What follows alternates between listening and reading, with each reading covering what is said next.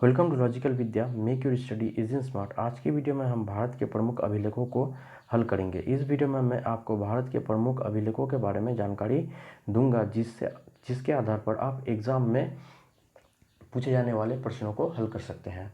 तो आप ध्यान से इस वीडियो को देखें और अगर इस वीडियो को आपको अच्छा लगता है तो हमारे चैनल से जुड़ जाएं, सब्सक्राइब कर लें उसे बेल आइकन को दबाकर।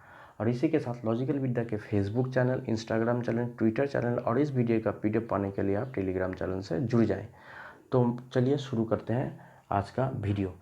अभिलेख जो है वह इतिहास के बारे में जानकारी प्राप्त करने का एक अच्छा स्रोत है। ठीक है, पहला जो अभिलेख है वह है हंती गुफा अभिलेख। यह अभिलेख उड़ीसा राज्य के पुरी जिले के उदयगिरी पर्वत पर स्थित हम्पी गुफा की ऊपर की शिला पर उत्कीर्ण है।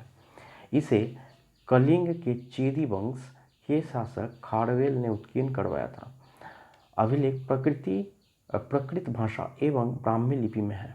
यह अभिलेख कलिंगाधिपति खारवेल के जीवन चरित्र एवं उनके शासनकाल की घटनाओं पर प्रकाश डालता है। और इम्पोर्टेंट बात यह है कि यह अभिलेख जो है जैन धर्म का उल्लेख करने वाला पहला अभिलेख है। ठीक, और अगर आपको एग्जाम में पूछे कि खारवेल ने कौन सी उपाधि धारण की थी तो आपको याद रखना है कलिंगाधिपति की उपाधि धारण की थी। ठीक है, जो खारवेल जो थे वो चेदी वंश के शासक थे। ठीक है, और इसकी जो राजधानी थी कलिंग थी। तो चलिए नेक्स्ट अभिलेख के बारे में हम लोग जानकारी प्राप्त करते हैं। नेक्स्ट अभिलेख है नासिक गुफा अभिलेख। यह अभिलेख महाराष्ट्र राज्य के नासिक नगर के एक गुफा में प्राप्त हुआ है। इसमें गौतमी पुत्र सतकर्णी के इतिहास पर प्रकाश पड़ता है। यह अभिलेख प्रकृत भाषा और ब्राह्मी लिपि में लिखित है। अभिलेख से गौतमी पुत्र सतकर्णी के विजयों एवं धर्म के प्रति उसकी निष्ठा का परिचय मिलता है। गौतमी पुत्र सतकर्णी जो है यह सतवाहन वंश के शासक थे। ठीक है, ये तो आपको याद रखना है। ठीक है, तो चलिए नेक्स्ट अभिलेख के बारे में हम लोग देखते हैं क्या है। नेक्स्ट अभिलेख है रुद्रदमन का गिरनार अभिलेख।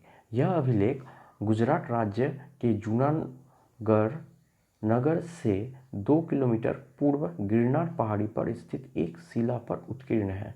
यह संस्कृत भाषा का पहला अभिलेख है। यह बहुत ही इम्पोर्टेंट है कि संस्कृत भाषा का पहला अभिलेख है। इस अभिलेख का निर्माण रुद्रदमन द्वारा कराया गया था, जो शकों में सबसे अधिक प्रसिद्ध था। मतलब शक शासकों में सबसे अधिक प्रसिद्ध रुद्रदमन का नाम आपने सुना होगा।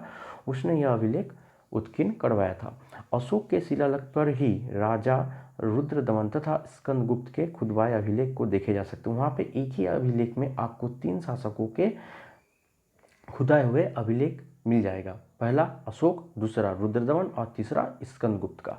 ठीक है, तो अगर आपको एग्जाम में पूछा जाए कि संस्कृत भाषा का पहला अभिलेख क्या था तो वह आपको याद रखना है रुद्रदमन का गिरनार अभिलेख।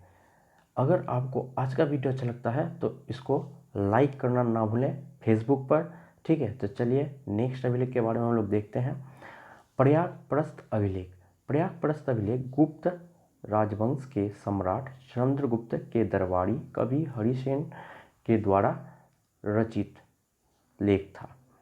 यह अभिलेख में समुद्रगुप्त का युद्ध में विजय पराक्रम एवं उसके राज्य का वर्णन मिलता है।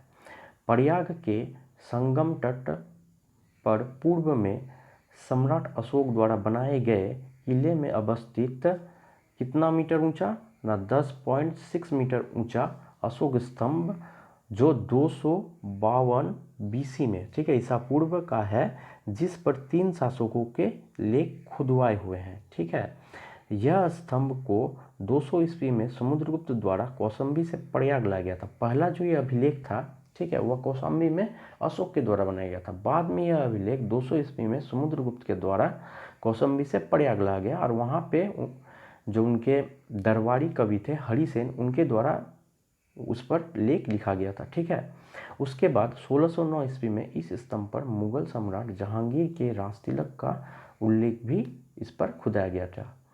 यह अभिलेख संस्कृत भाषा एवं ब्राह्मी लिपि में है। तो प्रयागप्रस्थ अभिलेख में भी आपको 3 शासकों का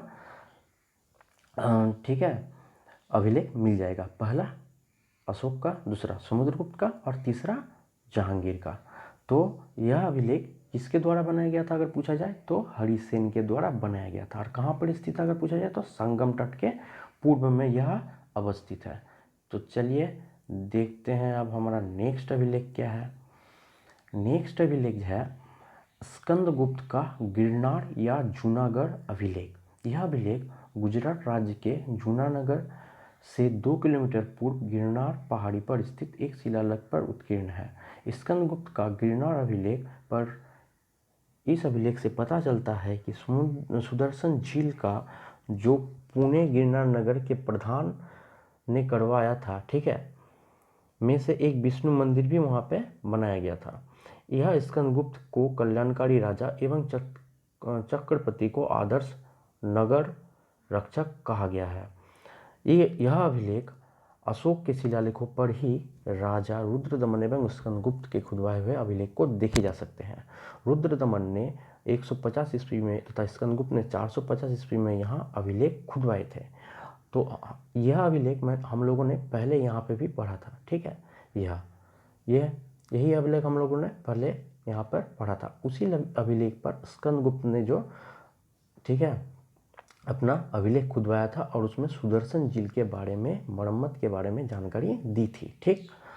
तो अगर और आपको पता ही चल गया कि एक ही अभिलेख में 3 शासकों के अभिलेख खुदवाए गए हैं, जैसे पहला अशोक, दूसरा रुद्रदमन और तीसरा मेरा स्कंदगुप्त है, ठीक है। तो चलिए नेक्स्ट अभिलेख के बारे में हम लोग देखते हैं। एरन अभिलेख, यह बहुत ही इंपॉर्टेंट अभिलेख है, ठीक है। एरन अभिलेख मध्य प्रदेश के सागर जिले में एरन से प्राप्त हुआ है, ठीक है।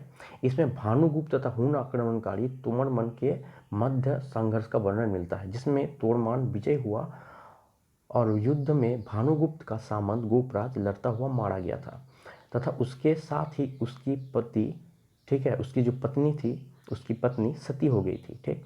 प्राचीन भारत में सती प्रथा के प्रचलन का यह प्रथम अभिलेख प्रमाण है, जिसे भानुगुप्त का अभिलेख कहते हैं। तो अगर आपको एग्जाम में पूछा जाए कि सती प्रथा का प्रथम अभिलेख किसे कहा जाता है, ठीक है, जिसमें उसका प्रमाण मिलता है, तो आपको याद रखना है क्या ना, एरन अभिलेख। ये अभिलेख बहुत ही इंपॉर्टेंट है एग्जाम के लिए, ठीक है। और ये तोड़मन और भानुगुप्त के बीच यह युद्ध लड़ा गया था, ठीक। तो चलिए देखते हैं नेक्स्ट अभिलेख के बारे में। ऐहोल अभिलेख। ऐहोल अभिलेख जो है कर्नाटक के बीजापुर में स्थित बादामी के निकट बहुत ही प्राचीन स्थान है। पुलकेशिन द्वितीय का ऐहोल प्रस्थ लेख, यह लेख ऐहोल के विष्णु मंदिर में उत्कीर्ण है, जहाँ हर्षवर्धन तथा पुलकेशिन द्वितीय के बीच युद्ध की जानकारी मिलती है। यह अभिलेख पुलकेशिन द्वितीय के राजदरबार में राजकवि रविकृति द्वारा बनाया गया था। यह संस्कृत काव्य का परंपरा में लिखा गया था। तो ऐहोल अभिलेख किसके द्वारा लिखा गया था, रविकृति के द्वारा लिखा गया था, ठीक है। रविकृति जो हमारे पुलकेशिन के दरबार में रहते थे। मैंने दरबारियों के ऊपर में एक वीडियो बनाया हुआ है, जो हमारे हिस्ट्री के प्लेलिस्ट में आपको मिल जाएगा। आप वहाँ से पूरा देख सकते हैं कि कौन किसका दरबारी था, जैसे रविकृति किसके दरबारी थे, आपको उसी वीडियो में देखने को मिल जाएगा, ठीक है। तो यह अभिलेख में आपको हर्षवर्धन एवं पुलकेशिन के बीच के युद्ध की जानकारी आपको मिलेगी, ठीक।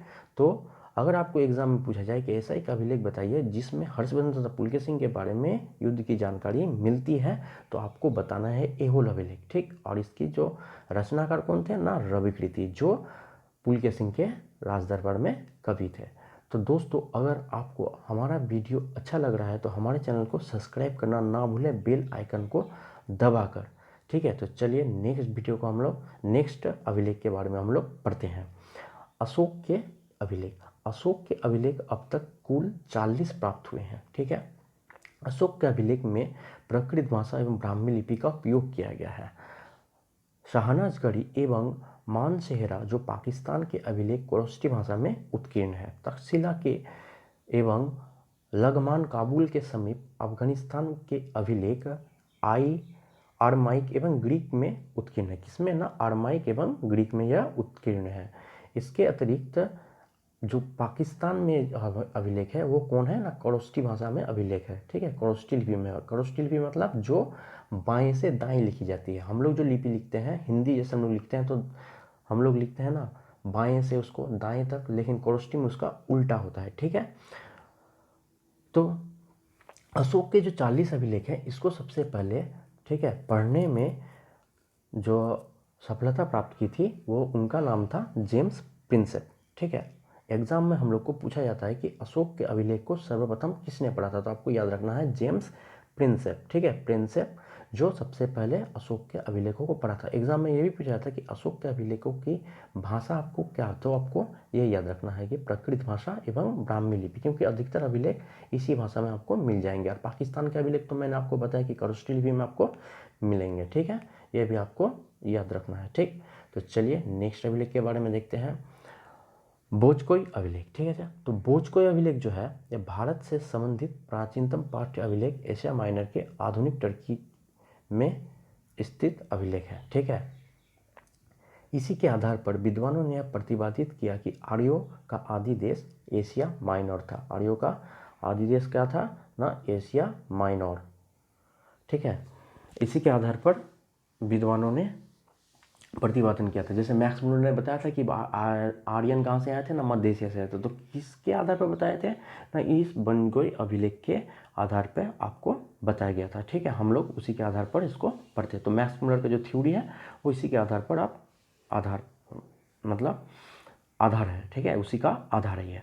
तो यह अभिलेख जो है ये एशिया माइनर में स्थित है। कहाँ पे ना, एशिया माइनर में स्थित है। ठीक है, यह कहाँ पे अवस्थित है ना, एशिया माइनर में स्थित है। तो इसी के साथ आज का वीडियो यहीं पे समाप्त हुआ। हाँ, इस नेक्स्ट वीडियो में मैं आज के अभिलेख के बारे में जो जो प्रश्न आपको परीक्षा में पूछे जाते हैं उसके ऊपर एक वीडियो लेके आऊँगा। इसी चैनल पे मेरा नेक्स्ट वीडियो होगा जिसमें मैं आपको अभिलेखों के ऊपर प्रश्न उत्तर के बारे में हम डिस्कस करेंगे। तो अगर आपको आज का वीडियो अच्छा लगा तो हमारे चैनल को सब्सक्राइब करना ना भूलें।